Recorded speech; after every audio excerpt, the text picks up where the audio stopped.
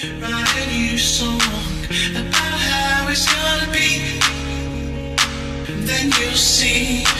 Write a new song about how it's gonna be. Then you'll see. You can make it be. Write a new song about how it's gonna be. Then you'll see. You can make it be. Write a new song about how it's gonna be. Then you'll see. You can make it be. Write a new song about how it's gonna be. Then you'll see. You can make it be. Write a new song about how it's gonna be. Then you'll see. You can make it be.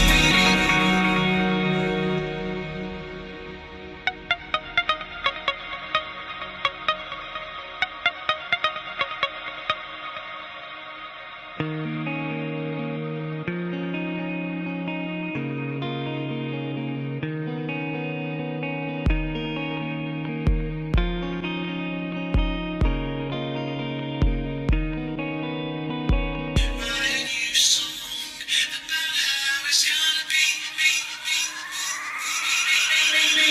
Write a new song about how it's gonna be. Then you'll see. You can make it be. Write a new song about how it's gonna be. Then you'll see. You can make it be.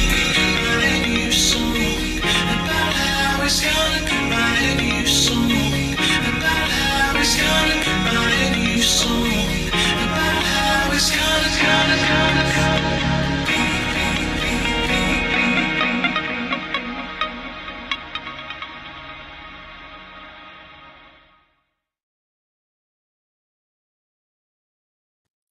Wow, that was awesome.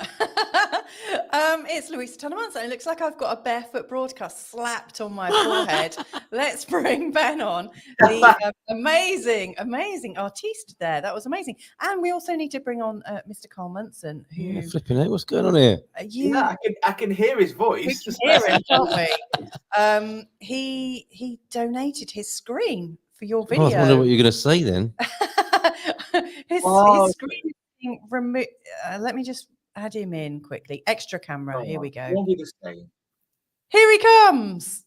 Ta-da! God, blimey. Oh, well, I've got it on my forehead now. Well, hey, It's the posse. good to see you, mate. How are you? So, welcome to to the see show, Ben. This isn't quite the same as it was Blog Talk Radio, but this is our new alternative. Welcome. How are you? The quality is fantastic. I know it sounds a proper boomer comment, but it is like it's like super HD. You two look like.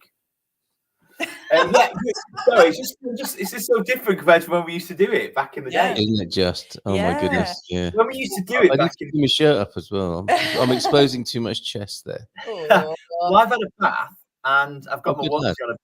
I've done that thing we always do in lockdown on Zoom, where we'd have a top half of clothes and the bottom half as joggers. Oh, we've So- never stopped Yeah. doing that. We've you know never what? stopped doing that. here. Carl is actually wearing pants today. Earlier, I think I saw him wearing boxers when he was doing a show. Before we get going, let's just introduce, actually say hello to people that are watching. I can see we've got some people Yeah. watching already. And we've already got, is this, That's got to be. is that Shannon? I wonder who that is. No, that's. That could be a number of our friends, couldn't it? But Who are I think you?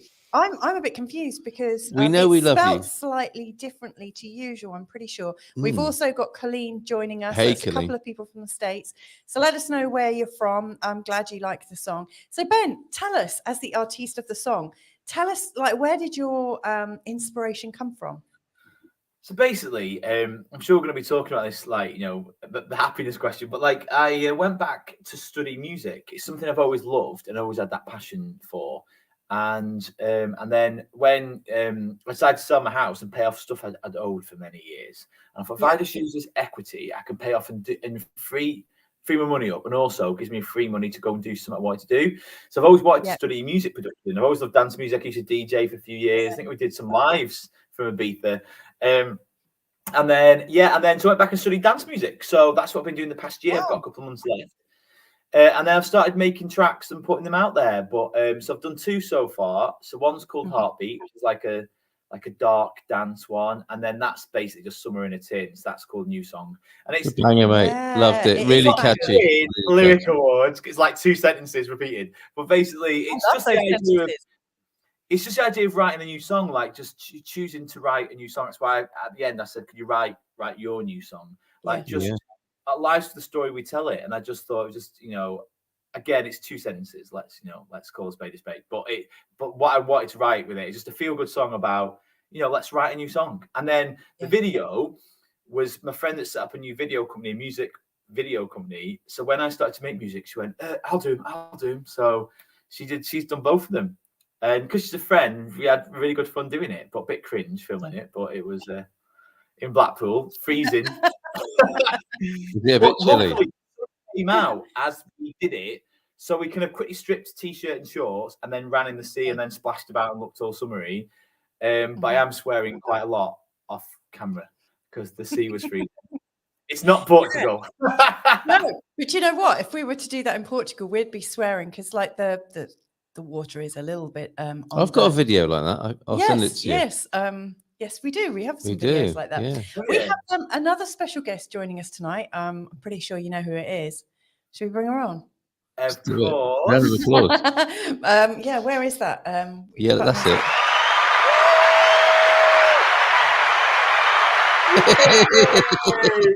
Look at this. Oh, Jane. Oh my God, it's like Greece. The gang's back together. Isn't it? From the Wow. Barefoot podcast days. For those Oh, watching that don't know, these are we're a gang. We're a tight knit gang from yeah. way back in 2010. Was it 2010, 2011? Yeah, correct. Wow. I don't remember. I sometimes feel like I gave birth to Ben. I've known him that long. You know what? When we first started doing it, my You can't unknow that now. nephew used to come in when he was about 2, when I used to live with my brother for a bit, and he came in and record. Now he's 15 with a girlfriend. Like, what's happened in 13 years? Like, what? That is bonkers. I know, yeah. So we did have like an idea for tonight's little gathering, and that was to talk about your new project, but also just about happiness in general. I mean, when we think about where we were back then, like 12 years ago, and what we thought about happiness, I guess the first question I want to put out to all 3 of you, trying to point at all 3 of you, is how has your idea of happiness changed since we last all came together? You know what's funny with that one? Come on. Do you know How what- long have you? I think I think all of us in some way on this kind of like journey, I think maybe misunderstood the word happiness 12, 15 years ago. I think for me, I'm speaking for myself here, and I'm sure we'll share all our different definitions of it, but happiness was in some ways was more conditional back then. I probably thought, oh, happiness means I'm getting what I wanted, things are going my way, and that's, and that's when I'm happy, when things are going my way. But part of my journey over the past 10 years is letting go, and I've realized what I've been happier with was when I've realized that happiness is when we have no attachments to what's happening. By that I mean when we have expectations of how we think things should be, when they don't happen, that is when we're normally unhappy. So for example, like say if you got a phone call saying like you've won £1 million, and they're like, oh great, and then it was a fraud, you'd then be unhappy. But if you hadn't got that phone call to start with, you wouldn't have been unhappy. So it's the thing for me, it's the taking the attachment out of how I want life to be. Of course I have dreams, of course I have goals, of course I have wishes for the world. But if I detach my expectations, then that is happiness for me. It doesn't mean that everything's going right, but I'm detached more from the expectations. I think that for me is where the difference is for happiness. But I'd love to see where everyone else's is, but Nailed it. I'm happier from that detachment, if that makes sense. I love that so much. Shannon is the person that's joining us. You know, Shannon, did you just change the way Open Door Heart looks? I wasn't aware that art was in capital letters. That really threw me. Anyway, Shannon's saying, I still have an upliftment affirmation download from Benjamin from way back when. Stop. How awesome is that? The thing is, nothing is changing in a lot of ways. I think all it is we just got very polarized in the sense of when things were going well, it was amazing. Oh, I've manifested this and that's gone well. And then when things didn't go the way we thought, then we crashed because we're like, well, that isn't what I wanted. And now I'm less bothered. The expectations, all the affirmation stuff that we did back in the day, I wouldn't change. It's just I've realized I've got to learn to detach and thinking, can I change this? And what is my expectation from it? And can I change that? And that's the key for me that's been so freeing, that I've never been happier because I've cared less, but I care more. It's a dichotomy. But yeah, sorry, I want to see everyone else's definition of happiness. Yeah. Jay, how have you changed? I just turned into Ken Dodd. No, Happiness. the greatest gift. I don't know. It's been quite a journey, to coin a phrase, but I know for me, I kind of have negotiated quite a number of roads over the past few years since we all were together in the beginning, because I was kind of channeling then and doing all that stuff. But for me, I've become a lot more grounded, and I have a bit of a problem with the word spiritual and spirituality personally. Not that it's a bad thing for you if that's your thing, but it kind of implies something that it isn't, and a lot of people can misinterpret that. So I think for me, my journey over the past 10 years or so has been about finding out what, in the simplest form, is peace for me in my heart. Brings me peace, brings me joy. And it's very simple things, it really truly is. It's like planting a new cherry tree today. It's like finding out that somebody that I had in my life many, many years ago was actually my true father. And there's, it's a whole, there's a whole, won't go into it here, but it's changed everything. It's changed everything for me. It's really grounded me. And I find that just being grounded, and, I swear like a trooper, I'll admit, I do. I'm not at all as spiritual in the way that people would probably expect.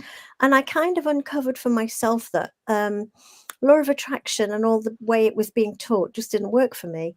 And I was trying to teach it at the time, but really I didn't really get it. So I think for me, I wanted to take the inner journey, the infranaut journey, not the astronaut, not going out there, and realizing that everything personally, it's all we know this anyway, it's all an inside job. Nothing happens out there.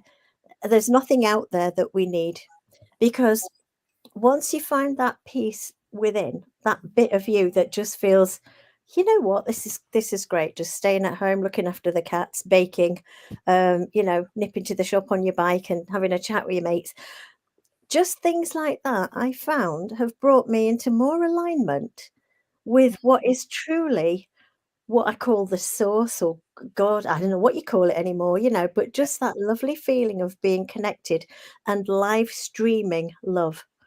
That's kind of it for me. And it's really, the original live stream.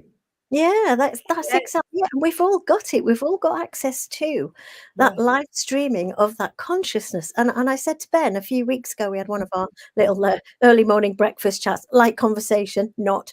And I said, I've realized something. I said, I don't really believe in anything particularly, but I know and I believe in consciousness, because consciousness is all, you can call it what you like. So for me, my peace in my mind and my heart, plus, if I'm allowed to say this, and I think I probably am, I suffered from depression in all of that journey. When I was looking and searching and seeking and all the rest of it, I was still depressed, and I was on medication for depression. And then one day I thought, hang on a minute, this ain't right. And I decided that if I came off medication, I would really find out who I was and what the scary monsters were telling me was true and what weren't true. So I came off the medication responsibly. It wasn't heroin or anything stupid. It was only, a silly little amount of whatever, but it kept me going for a while. And that was so empowering for me, which added to the, the little jigsaw pieces of Jay finding out who Jay really is without anything outside of me, just that feeling of I did it. Oh, wow, I can do it. Yeah, I'm happy. Oh my God. I haven't gone into a meltdown. They haven't put me in an asylum. I'm still here, you know, and probably more in touch with the genuine me than probably I've ever been before, you know? And I feel like I've got a purpose. I don't know what the hell it is. And it doesn't really matter anymore either. It's just Yeah. lovely to be sharing this time with you guys because I know you get it. Completely. Yeah, That's beautiful. it really, really is. Anyway, there you go. That really is beautiful. How about you, Louisa? How do you feel? What is it for you? Well, it's been interesting. I just want to quickly share what Paul Richards has put in because it came up while you were talking about your own journey, and it's called contentment. And Yeah. that's what I was really hearing from both you and Ben, actually. Yeah. Well, the thing is, the idea of it's so because when me and Jay, the conversation we were having, we kind of both had because we don't chat as often now because our lives are busy. But when we do, like we're normally on the exact same page, and even though the words were different, Yeah. the thread was the same. Because what I realised was, she said the word love and consciousness. I realised, and it was that I've just got to love everything. By that I mean, I'll go on to that because I'm pretty sure people don't like that word. But what I mean is, it's an inside job. So I realized that, with the days of like what we put out, we get back. I still believe that there's obviously an energy exchange with the universe. There's no question. But what I have realized is this: it was, I think, probably we were being conditional of what we put out. So I'm like, oh, I want to manifest this, and I want to put good vibes about this. Oh, but I hate them. I hate the government. I hate. They're doing this. They're doing that. But what I realized is, even though I'm going, oh, I like this bit, but this bit I hate. The universe doesn't know any different between the energies. It just knows I'm giving out hate. And that's the difference. So do I love the government? Do I love what's going on in the world? No, in the sense of, well, could it be better? Yes. But I'm not going to have hate because no one wins. Me being angry at the government or the Illuminati or whatever we want to say it is, me being mad at it isn't helping anyone. It doesn't mean that I can't have an opinions about it. My opinions are exactly the same as they were 10, 12 years ago. But I've realised the power of love. And not as in a hippie way, but being caring, doing the things I can do locally, looking after myself, laughing. I'm not saying that's suddenly going to change what's going on, but me being angry isn't going to change anything. And if we're going back to all science is proving over and over again now that we can control matter. That is not woo-woo, that is fact. We can control matter through our thoughts. If we're sending stuff out, I don't want to be angry at the government. I disagree with everything they do. I won't vote for them, but I'm not going to be angry about them. You know what I mean? Like, then they win. So the people we're battling with are hate and anger and sharing posts about, have you seen this? Have you seen that? I'm informed like anyone, but I just don't get emotionally attached to it because it achieves nothing. The true power of God, is what me and Jay were saying, is love. Do you know what I mean? It doesn't mean I agree, but what I can give my day-to-day life, give the people around me, give the world, is my joy. I still have shit days, of course, but I'm not focused. That's the difference from when we were chatting before, that I'm not angry at the world anymore and the way it is, because I can't physically do anything about it. All I can do is be the change. And so it's not like I'm head in sand. It's just if I'm getting back what I'm giving out, anger's achieving nothing. Rage is hating and sharing posts left, right, and centre for me is achieving nothing. Do you know what I mean? And I thought that's been the shift. So I've realised that I can do more and give more by not being lost in that rabbit hole. You know what I mean? So it's about being informed but not inundated, and then energetically not getting swamped up in it, because then it wins. The thing that we're battling, so-called, do you know what I mean? So I think that's what I found, a detachment from it has helped me. It's about being aware, isn't it, of these things going on, but not engaging with them. I openly admit that I hate some things still. I do. And I think for me, it was liberating to actually say, can I say the word, fuck it. I did. And I thought it was just sometimes I was trying to be so good as a spiritual person and a channeler I can't be seen to be had my strawberry face on all the time. I think that's why I was depressed, because I didn't feel like that inside. Wow. Things totally pissed me off. People pissed me off. Facebook did, everything did. And then I realized I had to give myself, and Ben and I have again discussed this, and we agreed on this. You've got to give yourself a chance to actually be pissed off and angry sometimes. And you know what? I just don't agree with that. It's rubbish. I don't like that. Because as soon as you do, you've diffused it. You've allowed yourself to be all that you are, and you accept you for all that you are. You don't have to be happy all the time. Nobody can be, you know? And you have to also allow yourself to not judge yourself for having a bad day. You know, some days you just have a really shit day. You know, in my case, I haven't got kids, and I know it's really bloody difficult being a parent sometimes.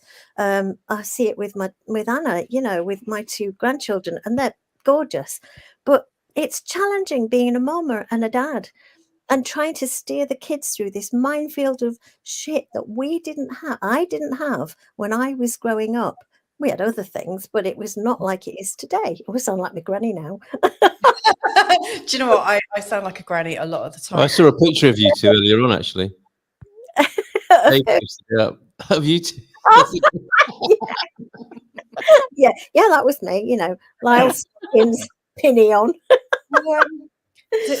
Like, answer your question, Jay, because you're asking me like how have I coped or changed like my thinking, you know, in terms of happiness and stuff. Over the last 12 years, I've been exploring it through motherhood, as you know. You know, I've gone and I've had like 3 children, I had a couple of miscarriages, and then we had like the COVID thing hit. And I think I would probably have had a very different idea on happiness if I was just doing it for myself. Yeah. But feeling like I needed to protect my children at the same time, who didn't necessarily have a choice as to what might happen in terms of ideas of mass solutions and things like that. I couldn't outthink it or unthink it. And so that was a really big struggle for me. I have to, you know, be really honest and open about that. So I found myself getting really angry. Yeah. And also then trying to honor it and let it go and then try to get back into peace. In most recent times, what's really occurred to me is like you were talking about consciousness. It's just, and what's that phrase, love, that Dr. Dane here says about consciousness? Consciousness accepts everything and judges nothing. Yeah. So I've been trying to get to that place of not judging things that I don't agree with. So like you can discern that you might not be in agreement with it, but not necessarily judge it. And that's a really fine line, which I've been playing with a lot. And I think you were talking about that, Ben, weren't you? You know, saying, you know, I don't agree with it, but I'm not going to kind of judge it and say that's bad, that's wrong, that's not going to get your panties in a bunch. So that with Jay, what Jay was saying. So I don't want you to think that I'm some sort of like Zen all the time. I mean, that's what Jay was saying. No, it's fine. You're still allowed to be mad. We're still allowed to shout and stuff and be angry in our emotions. But my general trajectory, day by day, is not to root out stuff just to like what's going on now, which some people do. Like, what they're up to now. I just don't go out to it. That's the difference, I think. That's what I want to say. Of course, like Jay, I express my emotions, and I'm probably more childlike in that. Like I express my emotions more now than ever. And I've never cried as much as I have in the past 5 years, but I feel freer because of it. I just wanted to say that. I'm just saying no one can be angry. Not that, no. You know what? I really appreciate you saying that because, you know, right at the start of COVID, a lot of people were starting to do this like spiritual bypassing and then kind of judging people if they got angry and saying, "Wow, you're not part of the solution." And it was really quite horrible. People turning on each other. I just want to quickly like bring in a few people that are watching. So this is my cousin actually, who's recently kind of been back in contact. It's really nice. Hello, Barry. So he's saying, find yourself and then the love will flow. I would agree with that completely. I do. I agree with that. Yeah. Colleen, oh, wow. Colleen is saying, absolutely, so agree with you all. Detachment is key. Love yourself above all. Paul is saying, are you mixing happiness with responsibility? Yeah, and with a bit of ice and a slice of lemon. Can't beat it. And a little drop of vodka too. Vibration over thoughts, if you know what I mean. Yeah, absolutely. Definitely. So what about you, Paul? What about you, love? What would you say? Well, you've all nailed it.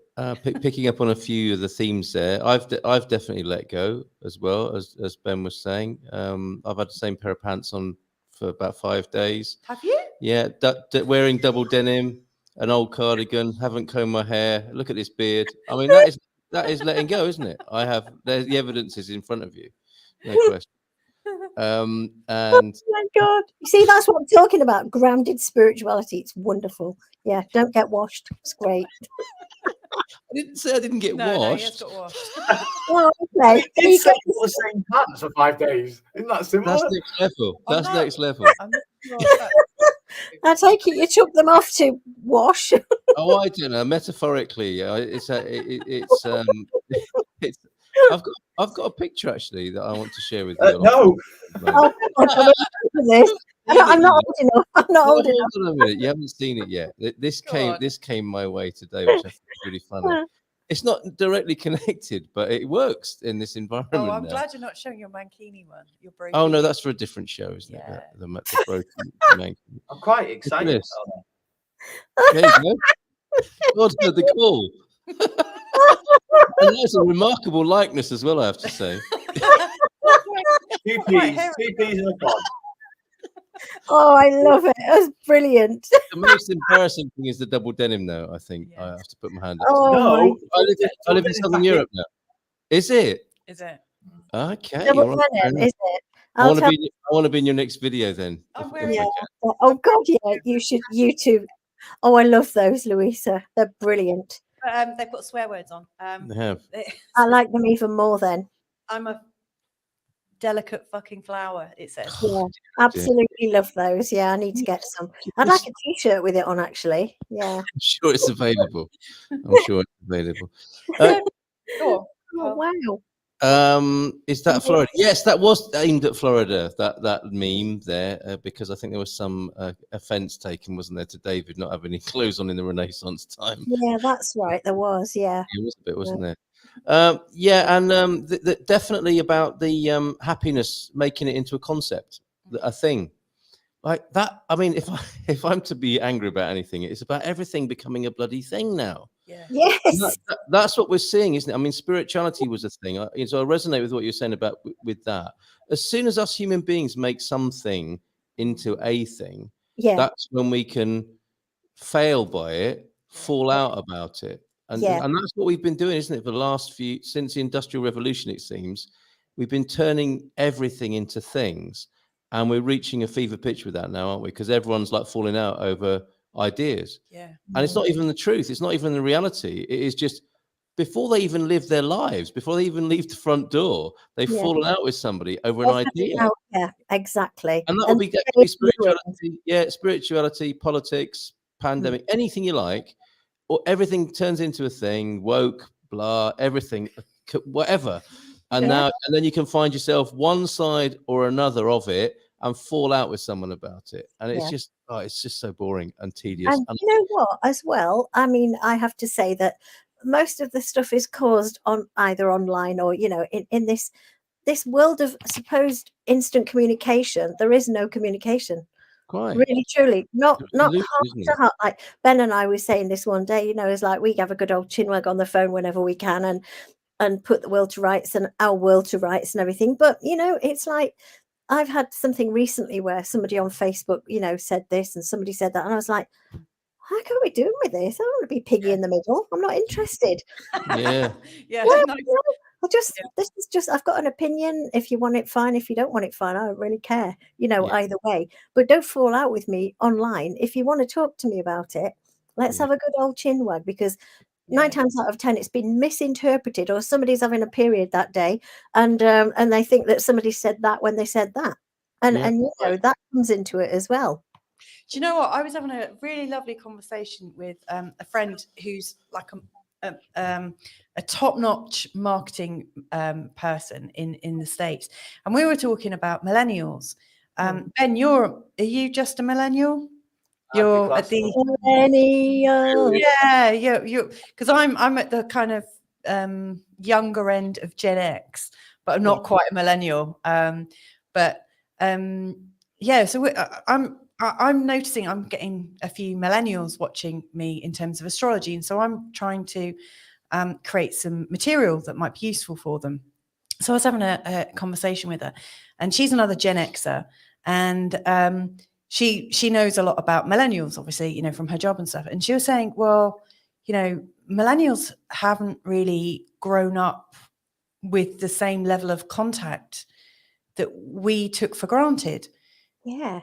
Like, and she's saying right now, millennials are seeking contact and connection in more and more ways, and like saying, screw you, Facebook, coming off lots of different things.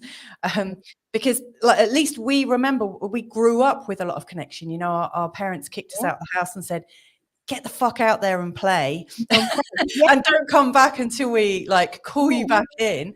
And we didn't have cycle helmets. We didn't have a phone for them to like track us on or anything like that. They didn't know if we were picking up like deadly nightshade and climbing on garages and things like that in the way that we did, or like walking past the local weirdo's house down the back alley, you know. Nothing like that. Don't come running to me if you're unconscious. Yeah. In the woods. Yeah, that is exactly it. I used to get that too, and we all had the local weirdo living really close by, and we all used to go in gangs and go past there just because we were. Yes, daring. A day to go past silly Harry, Potty Harry's house, and we'd go running past and go ring his doorbell in the hope that you might come out. You know, God knows what. Well, well, let's go around. If a few of us go around, we can eat the chocolate together, can't we? I mean, can you imagine what it's like if you've never truly had that, and then all you've been given are these like online things? I mean, I remember like playing Pong. I'm sure, like the bat and ball online. You know, and we didn't grow up with like all these waves and whatnot around us all day long. You know, there's a whole couple of generations growing up that have never had that level of contact or connection. And obviously, you know, I think it's harder to have these really great conversations when it's all down to interpretation because it's online or posted like that. I mean, what are your thoughts about that, Ben? Because you've grown up with both, haven't you? Yeah, and I am on the cusp of both. But I've worked with youth for 8-9 years. So I work with teenagers from 16 to 19, and I didn't just work with like the higher achievers. I work with cheers, Jay. I've worked with the lower levels a bit academic wise, so the ones that did have behavioural issues, struggles. So I didn't see the kind of happy kind of quote woke ones. I work with them, and I tell you what, I have a lot of faith in the future because they are our future. Like they care less about who you are, what you do, your sexuality, your race, all these different things. Now, of course, we could go on that bait because people probably 40, 50 plus will say, yeah, but they do this. Yeah, they're a little bit kind of get offended by everything, but it's because they want to fight back against a system that they know isn't working. So what they're fighting back is to, don't be home. And so they'll try and cancel things, but only because from their context, I can see what they're doing. That I can see they're just wanting to fight back. So I've got absolute faith for the future because I've seen them come through. And these aren't the high level kind of ones that will be doing, which would be more. These are like some of the lads have come from the roughest parts of my town. But they still don't care really if you're gay, don't really care now and don't care what you do. You know, there's a lot more focus on the future, and they're not on Facebook and they don't drink as much, and they do care about the environment. So for me, for their slight, you know, I hate the word woke, but you know, the kind of when they go a bit too far and they're too offended by everything, that is something I can accept for how much faith I've got in them generally. And of course they love a selfie because that's what they've grown up with. But I tell you what, interesting, I'll say this and I'll pass it back to you guys, is some of the students I taught when I first started were the ones that loads of people talk about. Oh, they're always on the phones, selfie, Snapchat. And some of them would sit there on the phones, wouldn't say boo to a goose, would ignore me, wouldn't interact. And you think, they're the people that the Daily Mail would say, oh, this is our bloody future, good luck in Britain. But actually, I've seen quite a few of them 2 or 3 or 4 years later. There's a girl, I remember her. Her name was Becky, because no one will know who she is, because it was many years ago. And I saw her about 4 years after she left. That Becky. That Becky. You know. And she's working in a pub. And I was like, oh, hey, of course I recognise my students. And she recognised me. And then she went, how are you? I went, good. I went, how are you? She went, I was a little shit for you, wasn't I? I went, well, not shit. She said, and she said something that most of the students I've seen years later, like now, most of my students that I taught originally were 26 now, and they all said the same thing. They just left college, and they realised they had to make something for themselves. And Yeah. most people want to make something themselves. Yes. So Yeah. I've got no faith. They just didn't know any different. They only knew was Snapchat, selfies, Twitter. But when they get out in the real world, they realise it's a bit of a bump, but they get on it, and that's why I've got faith in the future. Because Well, anyone who doesn't have those conversations can shut up, basically. Yeah. If you've got an opinion about a group of people you never talk to, you haven't really got an opinion, have you? In the way that you have, Ben, you've engaged and conversed and understand the context, and I think that makes you an expert, if you like, in that field.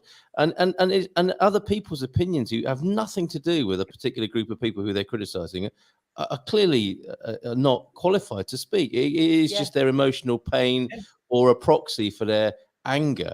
And that's what's going on as well, isn't it? I mean, that's the other part of this, is when people are turning things into things and turning other people into things. I think the reason they're doing that is nothing to do with those people or things. It's just they've chosen that as a target for their unresolved issues. And there's a lot of that about. Do you know what? You've hit me down the head, because what I've realised, I saw it especially the elections, like in the UK, and is that because with like homophobic, racist abuse, people said recently, oh, the attacks have gone up, and I'm not denying that fact. But do I think there's more racists and homophobes? No, they're just the ones that are left are angrier and more vicious because they're dying off, and it's their end of their cycle. They're losing it. They're looking around, seeing transgender, gays, different nationalities, different races, and they're getting angry. Before, it was they probably said it slyly and said it among circles, and that's what I think. It's going back to exactly what you said, Carl, about how they've got an opinion, they're kind of finding a fight, and that's what I think's happening. So they've got because that kind of ilk is slowly dying off, and they feel that they're being minoritized with it. Because the youth, I can understand. Like, I think it's like remember the Weebles wobble, but they don't fall down. Like, so we had where I think we're just gone. So from one extreme where obviously gays weren't accepted, different races weren't accepted, and it was all kind of very white middle class.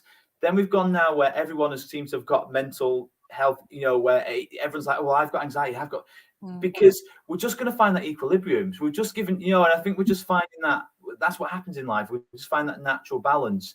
And I think we've just swung to the other side. That's why people say, oh, but yeah, everyone's got mental health issues. But I think as people are realizing there's issues. And then once that balance is back, so what you just said, it's really, I spot on. I really agree with you. And I think things have got very serious as well, haven't they? And what I've realized about the minorities and the fight for justice and social justice is that my memory of that, when those issues, the issues haven't changed, but the way people deal with them has perhaps changed quite drastically. And I'm thinking, the group of people you might know better than me, might be, despite being described as apolitical and not being political, they actually are quite political because they feel it very strongly. Whereas my generation, as broadly speaking, was aware of those same issues, but we had like outlets for it in clubbing and music, and people who had an idea to be united and without limitations and barriers and concepts and ideologies were like real people of whatever sexuality, color, belief system, were united by something else, which was club culture.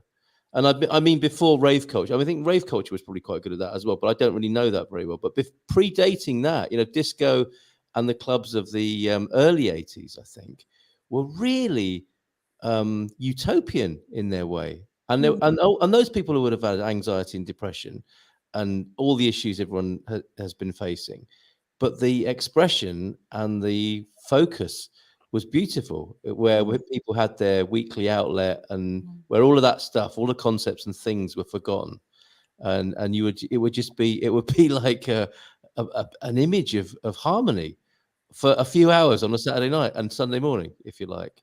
And I don't know if that's still good. Do you recognize that, Jay? I mean, that's a Northern Soul thing. I mean, I go back even further, really, I suppose, because I'm the oldie here. I'm the pensioner. I love it. I absolutely love being a pensioner. I bang the old lady card now and again and go, oh, well, you can't go for an old lady. And goes, yeah, whatever.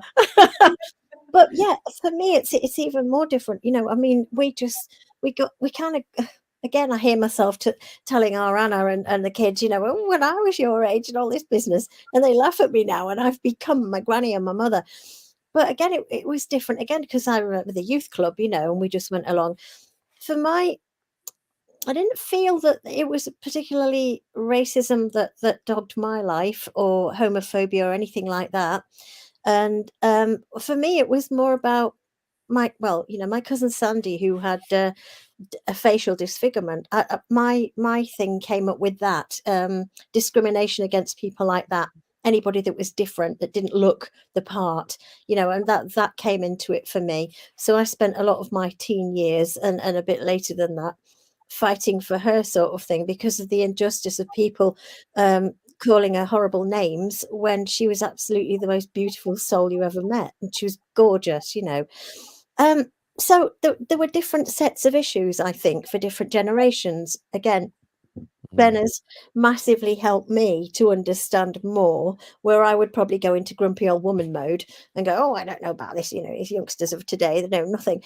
And he's gone, no, but given me a different perspective. And I think this is a perfect example with us four here, and the age range maybe of just getting it all out there and going, well, I might not agree with you about that. Don't think, I don't know what I think about that. But we've all got something to bring to the table. And I think what I've learned is that we have all, I know us four have, because I know you guys have evolved enough now to be able to have this discussion and to accept one another's differences and dislikes and likes and quirks and quibbles. It doesn't really matter, because I just love you all. I really genuinely mean that. You're all lovely people, and I've known you for a long time. We don't need to be in each other's pockets. My mum once said something to me, because she upset me, because I was lying in bed and she came barging into my house. Totally thought I was still her child when I was about 40 odd, and she sat downstairs having a fag. Well, I didn't smoke. And I came downstairs and I was furious because I wasn't very well. And she went, oh, I don't know what you're so upset about. I said, Mum, this is my space. You're violating it. I'm sorry, but you are. And I said, I was in bed. I'm not well. And she carried on having a fag, and she's going, oh, well, in my day, everybody walked into each other's houses and we didn't care. I don't know what you were bothered about. And I was so upset because I felt very unseen. And I'm aware that I try not to be like that now, because times have changed, whether we like it or not. Times are changing, people are changing. Loads of people have got very different and diverse opinions on everything. And to me, does it really bloody matter at the end of the day what you think and what you feel? Yeah. Why can't we just accept one another in the No one comments? cares. Yeah. Yeah. Why not? What's funny, I literally said that today about no one Because cares. I've got to go and plug this in. It's now, sorry, it's me and technology. I'll be back in 2 minutes. All right. All All right. right. Let's give you a chance to do that. Do you know what? I love what you said there about you have absolute faith in the next generation, because one of the things that I've been working on, I say working on, I haven't really been working, but I've been having a chat with how you and Jay chat. I chat with my friend Rick, who's the same age as my dad.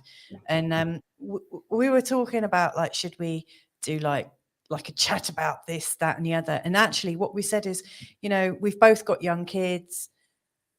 Who's going to be looking after this world when our kids grow up? And it's, we were thinking the millennials, we're like, well, what can we do to help them? Do they need help, first of all? If they do, how might they want help from us? And, in our little regular conversations, probably a bit like you and Jay are having, we realize that different generations are kind of cut off by their sensory data and what they've been told about each other and how they are. And it's so funny because, like, you were talking about the people that you have worked with and coached. About 15 years ago, actually, I was teaching call center operatives, like salespeople, basically, fresh out of school, probably very similar to some of the people you've been training. And they were so lively and so much fun and really naughty. I loved it, actually, I have to say, because they just had me on my feet the whole time. But yeah, they're really resourceful. And they've had to think very differently about the world and whatnot. And then, like, I worry about our kids, you know, who I see glued to like technology, and you know, all three of them are on different things, playing together in some kind of joint environment, but effectively, like, they look like they're looking at their own screens. It's really bizarre. And yet, when I have these conversations with them, I'm just like, you guys are sound. There's nothing wrong with you. Yes. But it's a real leap of faith. No. You know, I think we have to trust them. Absolutely. I agree with you. Yeah. Well, I was having this sorry, I've got to say this because same conversation last week with Anna over Evie being on TikTok. She's 10. And little Bo, he's 6. And they were having this conversation, and Anna and I were laughing about something, and Evie suddenly said, "Oh my God, Bo and I were just laughing our heads off this morning." And apparently these two had been playing on Minecraft, and they're really just there the whole time, you know, like you say with yours. They were having the most amazing time communicating via their means of communication.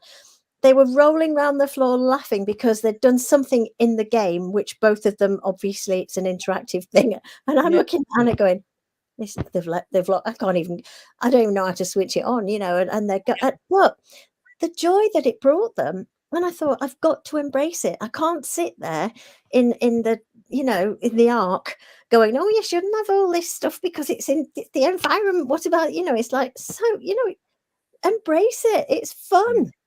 They know exactly what's going on. And the reason I know that is because Bo turned around and said, Granny, I'm going to write to the Prime Minister. I said, oh, are you, darling? He's 6. And I said, oh, yeah, that's my boy. What do you want to do that for? Well, I've had an idea about war. I think that we should tell the Prime Minister, he should tell everybody to save up their eggs for 6 weeks.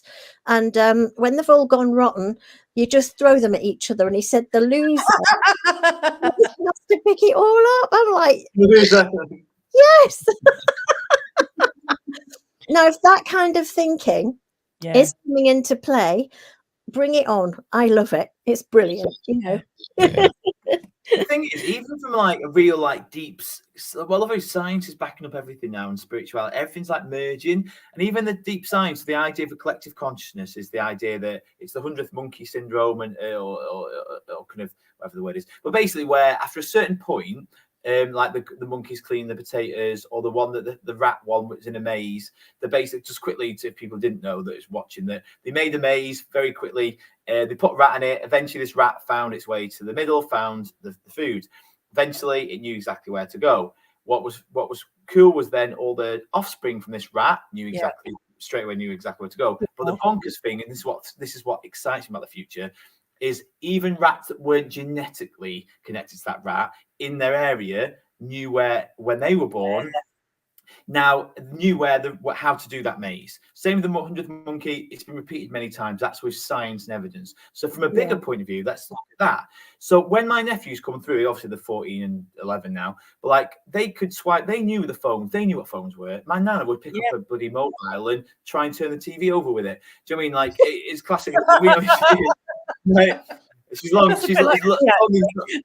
cursing me in stores now. But what I'm saying is, these kids have come through. So that's just technology. But if we're sending out to the universe, we need answers, we need peace, we need solutions. That's the same as us realizing that, oh, we know how to use a phone. So the next generations are going to come through with that. And if you look at the elections, and even just, I know it's politics, but if you look at the studies done about the elections and what the youth, how the youth voted, and what was their main, their key demographics, their key thoughts, everything up to under 40s was easily very left leaning. I hate the word left and right, but basically environment, equality, all that. So they are our future. So that's what excites me. And I think just from a genetic science point of view, that is what's coming through. So like my nephews come out with some one-liners that floor me, that make me laugh, because similar to yours. And so that's why I don't worry too much, because the overwhelming, they'll eventually become the tipping point. And I think that is what we're all waiting for, is that tipping point of where there's more people that are caring and balanced. And do you know what I mean? I think that's coming. Well, that's another interesting aspect here, isn't it? Because we have, I think, as the Barefoot broadcast, 10 years ago or more, we had this idea, didn't we, that we were part of something that was about to happen, and it didn't. It is happening. We're in the middle of it. In any obvious way, did it? I mean, it wasn't like Y2K or 2012. You know, the Mayan calendar. Oh God, the Mayan calendar. Yeah. I mean, we were quite nervous, weren't we, on the 20th of December, 2012. What's going to happen? You know, the Mayans say, and they haven't got a calendar beyond. What's the world going to go? Oh, the 3 days of darkness. That's the other thing. You know, that never came either. I know, the years have gone on, haven't they? One after another. It's laughable. I suppose again, it's the difference between the mind and the heart, isn't it? It's not just us. Loads of people did, I think, didn't they? And so it's like what Colleen was saying. It's about vibration, isn't it? There is a vibrational sense of this, but it won't happen in the way that the mind can understand it, because the mind wants. You know, there's so many videos and channels now. People are like, it's really happened, or it's going to happen. It's happening now, and it's like, mate, you're gonna have to. Carl, it's like the DFS sale. It just never ended. It never stops, does it? It's a DFS spiritual sale. It's coming. It's here. It's here. The final countdown. Right, we're here now. That's right. Act now. It's really time to go and buy pasta and bottled water this time. Every like month or so, I say, okay, let's stock up. Let's get a little bit more to put in our pantry. And Carl's like, is it the time? We've got to learn how to kill chickens now. You know, it's all of these, but it won't happen in the way that the collapse of civilization. I mean, that is such a mental thought. In the heart, we know that things will change and that there may be some difficulty. Locally, because you can only experience these things locally. You can't experience things globally. You can think about them globally, but you can't really. You can only experience as far as you can see, really, can't you? Yeah. And that's how it will be. That's how the changes will be if they ever come. But the how the mind takes over is the end of the world and all those. It can't happen like that, because that's just a concept.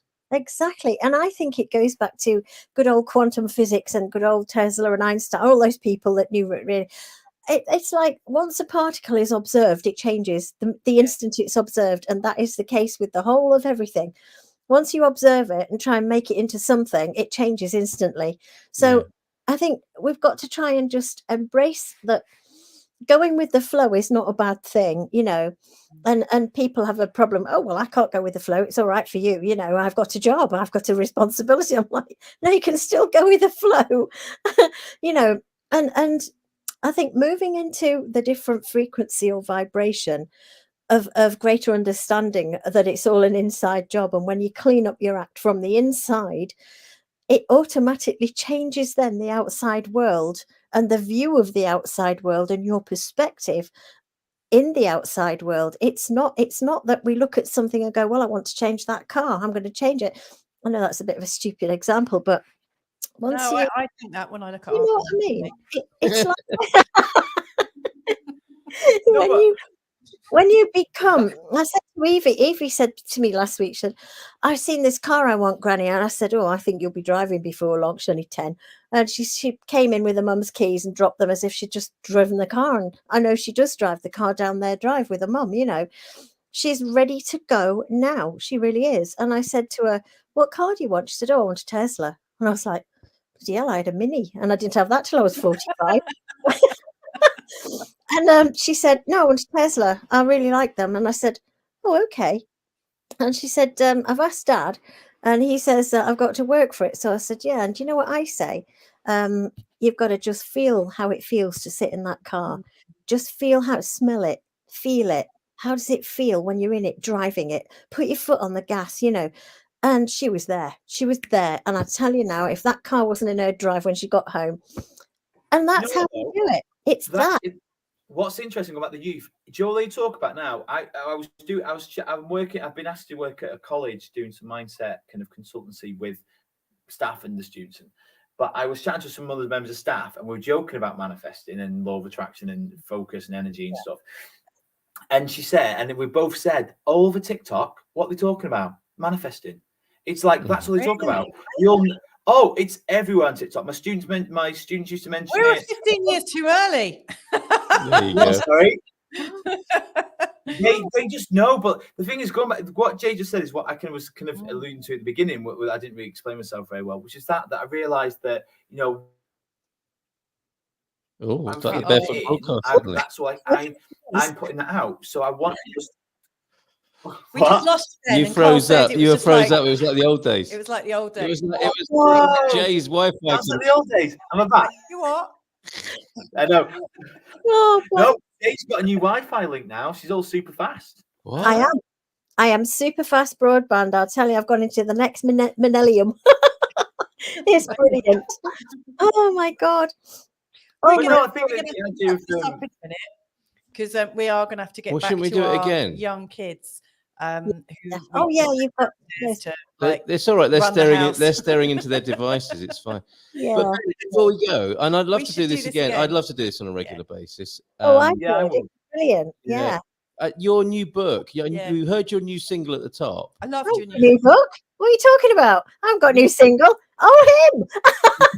Can you write one and record one before we see you next again, Yeah. please, Jay? Oh, Jay I'm can not sing. doing like Ben can. He's done a brilliant job. I I- listened to it tonight. It's fabulous. It's amazing. I love the single, and Yeah. I wanted to talk to you as well about. I mean, maybe this has just been our like getting all the dirty water out the hose pipe. The warm water's come out, and we're going to get down to the fresh stuff, aren't we? When we meet up next time, I think. Yeah. Definitely. And you know what you're talking about recently on your live stream about the show off pushback. You know that show off gate, whatever, however you would describe it. But that that really heartfelt breakthrough that you shared. I'd love to unpack and talk about that more. Your delivery and insight on it was beautiful, and I'd love to talk to you about that. And we don't have time right now, but could we do that? Yeah, of course. Well, it all links perfectly with the book, with everything. It was just, just to like a heads up. It was just the fact that I realised that I had traits of adult ADHD. So I didn't realise. I don't really want a label, but when I got sent this article, it made me realise that I'd beaten myself up for being certain ways so much, thinking I've been trying to use the spiritual stuff to get rid of it rather than celebrate it. And that is where now I class my little bits as super. Someone told me, they said it to me, that it was a superpower, and that's what I thought. Agree. And that's what I've used it as. So, but yeah, so it was and the show off thing was just what someone said, and I thought brilliant, because that would have triggered me years ago, and now I can see why I went into my shell, but not anymore. And yeah, I'd love to chat about that. Definitely. Yeah. Because you're not alone with that, are you? I mean, you know, and again, it's very interesting what you say about diagnosis, because that's making a thing of it again, isn't it? Yeah. But the vibration of it, the liberation from a new insight is really powerful. And again, like you said at the beginning, not to be attached to it is the key, isn't it? It's giving you the liberation, so you don't. But then you don't have to hold on to it. It's a trait, like I've got brown hair, that I am hyperactive, or I'm focused on 2 or 3 things at once. It was just under the bracket of ADHD, but I realised that I don't want that label. Not that I'm embarrassed of it, or anyone shouldn't have a label. But for me, I didn't want to put myself under that and say, "Oh, I've got ADHD," because I've been diagnosed. But the traits were me through and through, and that's what. And what is the new book? So the new book is 30 Day. This is actually, I've got the proof copy here. Oh wow. Fabulous. Happiness So Bootcamp. basically, it's a book. It's all right. It's going to be released all around the world. So basically, it's just because I know we've got over the time. Sorry, but basically, it's the idea of what I've realised is a lot of times we struggle with choice. Or a lot of people don't like choice. There's too many choices. So people know they should meditate or they should be doing something different, but they don't know what. So we just don't do anything. So the idea was to sell it as a joke, but not a joke. But like, if you go to a boot camp, a fitness boot camp, they literally set up 20 stations. You whiz around, do 20 press ups, then you do bungee jumps and stuff. And so the idea of this is to give someone just 30 days of just trialing. I tell you what to do for 30 days. Great idea. Wow, a great idea. And then there's a diary, so then it tells me each day what they're doing. This has changed the design. So I had to give them little things to do. But it's all backed up with science in the sense of like, you know, being kind, you know, like giving giving compliments to yourself. So it's subtle ways of people trying something different and then going, oh, I feel a bit better. So it's that's what I've done it as. Have you got an online community for it? No, it's not out yet. So I've just started literally. Oh, this is calling for an online community, isn't it? It really As is. an idea. How fantastic. I think Well, you we'll guys chat should- about it. Obviously, I don't want to. Obviously, I know you want to go back to your children and have some evening time. With them. But No, yeah, but it's your second book, isn't it? I also want to have a glass of wine. It's your at least your second book. It's the third, but this one, the other two have gone out of print because the company went bust, so I didn't sell that many. But classics, though, classics, mate. Does it? Have you written all three in the same sort of style? One of my classics. Yes, I've written it as I speak, but I've learned, and this is what I'm saying. I've celebrated part of my ADHD, or part of that thing was, oh fuck it, I'm done now, get it out. And then I got slated in the reviews because it wasn't polished. So I've spent a lot of time on this, making sure that its English is correct, but it's still me. You can hear me in the voice. I hope so, because one of the classic lines from your first book about sailing into Vagina Bay, you can't give up that kind of prose. Well, there's a phrase. No, there's a phrase about sweating your tits off. So I think you're fine. I definitely say a phrase, because the person proofreading it laughed and went, I like the phrase about sweating your tits off. I said, look, you just come here, Jim, you sweat your tits off and you're done. So, yeah. Very good. I'm so glad to hear that. That's fantastic. I can't wait to read it. So the rest of us, us other three, have got to write a book and record a single by the time we meet up again. Oh my God, no Yeah, way.